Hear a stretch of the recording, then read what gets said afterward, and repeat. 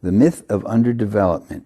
Why are Asia, Africa, the Middle East, and Latin America, those areas known as the Third World, why are they so much poorer than Europe, North America, and Japan? When I was a kid, I heard that these poor regions were poor because of their climate. It was just so hot and nobody could get to do anything, and people were really lazy. In fact, the climate in many of these areas is beautiful, even when it's severe, and people work very hard. None of them are lazy. I also heard that these poor populations have too many children, that they're backward in their cultures and just too easygoing. You know, everything was mañana, mañana. In fact, these countries were very advanced cultures, many of them. They didn't really have too many children, or let's say the children were not the cause of their poverty, but a result of the poverty. And in fact, these areas are not poor, they're rich in resources. This explains why Walter Rodney titled his book, How Europe Underdeveloped Africa. That is, he used the word underdeveloped as a verb. In country after country, when European and North American investment came in, the people did not become more prosperous, they ended up becoming poorer. This was true in Argentina, Brazil, North Africa, Southwest Africa, Vietnam.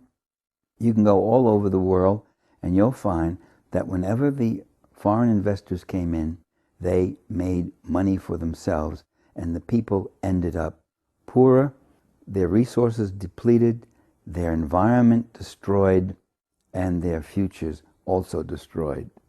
The Third World is poor because it's been expropriated for centuries by the imperial interests of Europe, North America, and Japan. So underdevelopment really isn't an original historical condition. Underdevelopment is the result of overexploitation. For centuries, Asia, Africa, the Middle East, and Latin America have had their lands plundered. Their markets have been monopolized. Their populations dislocated, decimated, overworked, and underpaid when they could get work. So what we really have is not underdevelopment, but a historically imposed maldevelopment.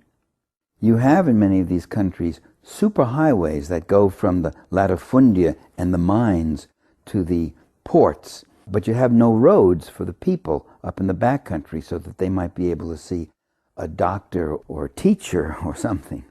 You have in many of these countries exquisite plastic surgery clinics for the rich, but no hospitals for the poor. You have luxury high-rises in many of these countries, in their cities, with luxury offices and all that stuff. And meanwhile, the ordinary people live in shanty towns. You have enormous wealth in the form of export crops and export natural resources, and yet you have domestic poverty and the ruination of local farming and the ruination of local production. So what's called the developing nations really aren't developing.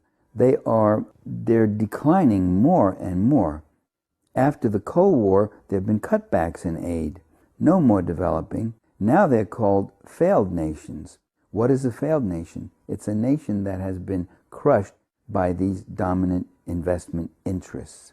The goal today is the third worldization of the entire world, including the United States itself. So what's called underdevelopment is not a neutral, natural phenomenon. It is historically linked to another historical global phenomenon, and that is called imperialism.